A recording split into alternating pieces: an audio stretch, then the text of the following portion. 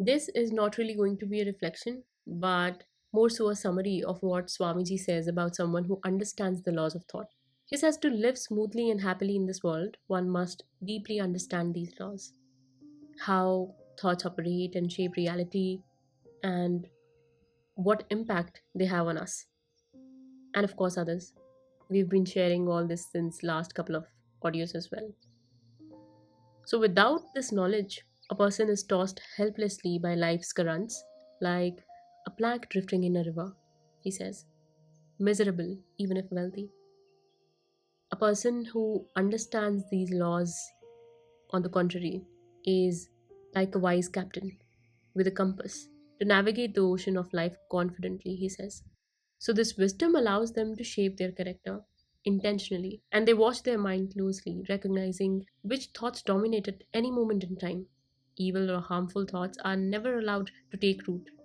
As we've been sharing, to nip them right in the bud, they are caught and stopped immediately. And with constant vigilance and introspection, this person builds a noble character. They speak little, choose sweet and loving words, which uplift rather than wound. I had this problem. I was being very, very honest sometimes at the cost of being kind. So my tongue was more like a sword than a tongue. And I had to consciously work on it.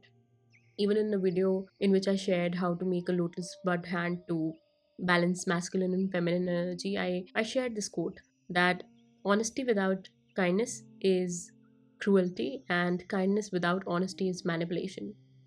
I think the place Swamiji is coming from here is to get into the skin of thought, to understand where that thought is coming from, and before it turns into anything else than just a thought, to sort of dissect it completely and know if it deserves the attention that we might have given it.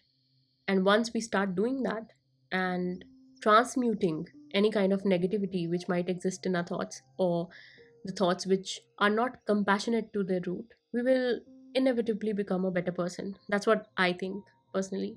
He says that a person like that will evolve in a way where patience, mercy, and universal love and compassion, they'll grow naturally in them. They practice truthfulness and carefully control their speech to leave a profound positive impact. Their discipline extends to thought, word, and deed. They live by the principles of ahimsa, which is non harming, brahmacharya, the self restraint, soch, which is purity, and arjav, which is straightforwardness. Again, in thought, word, and deed, all of it.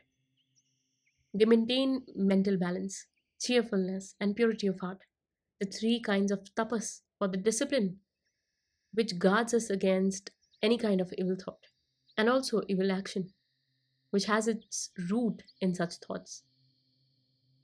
Because such people spread happiness, favorable circumstances naturally flow to them. Conversely, anyone who spreads pain or negativity attracts suffering. That is the law. Whether or not it is immediately visible, this is what is happening energetically, and you cannot control it. We create our character and life circumstances by the nature of our thinking and actions. So, a bad character, way of being, so to speak, and unfavorable circumstances are not fixed. They can be transformed by good thoughts and actions. This is all that he's been focusing on and repeatedly saying throughout the book. This power that we have within us to change the thought, and because of them, our paradigm, which eventually changes how we live and everything about our destiny. So, this person who understands the laws is the master of the destiny. Lastly, he says, remember, your thoughts create you, and it is on you to guard them wisely.